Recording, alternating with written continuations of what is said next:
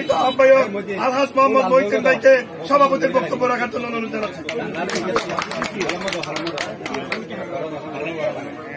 বলতে শেষ করব। ইতিমধ্যে আপনাদের মাঝে আমাদের প্রধান অতিথি উপস্থিত হয়েছেন।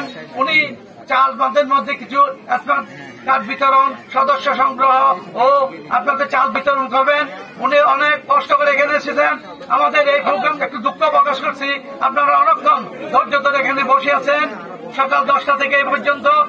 আমাদের মেয়র মোহাম্মদের অনেক কয়েকটা প্রোগ্রাম থাকার কারণে উনি হয়তো আসতে দেরি হয়েছেন। সবাই আমাদের প্রোগ্রামের জন্য আমাদেরকে ক্ষমা দৃষ্টি রাখবেন। আর দুই একটা আমি কথা বলে শেষ করবো। একটা হচ্ছে যে আমাদের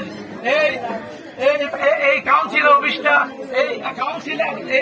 আমাদের হয়েছে 1990 সালে। এটা স্থাপিত হয়েছে ইব্রাহিম মাতৃসদন নামে। এটা এখানে স্থাপিত করা হয়েছে। এখানে জমিদাতা যারা ছিলেন তারা জমি দান করে গেছেন, কিন্তু এটা সিটি কর্পোরেশন আন্ডারে এটা রেজিস্ট্রি করা হয় নাই। আমি জমিদাতার মধ্যে পরিবারের মধ্যে আমি একজন আছি। আমার বাসার ইসুফ ভাইয়ের ছেলে ওসমান একজন আছে। আমার পরিবারের আরো 5টা আছে।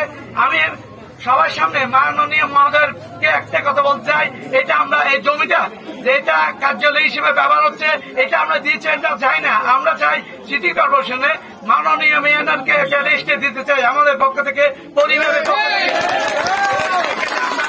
সিটি কর্পোরেশনের সাথে আমরা দিয়ে দিতে চাই। উনি এটা একটা কাজ আমাদেরকে করে দিবে। এই যে এখানে একটা ছোট্ট মাতৃসদন আছে, থেকে 2 তলা হোক 3 তলা একটা মাতৃসদন করে দিবেন। আর একটা শিশু চিকিৎসার জন্য, শিশু বাচ্চাদের জন্য একটা চিকিৎসার জন্য কিন্তু করা হয়। ভালো কয়েকটা ডাক্তার দিলে হয়তো আমাদেরকে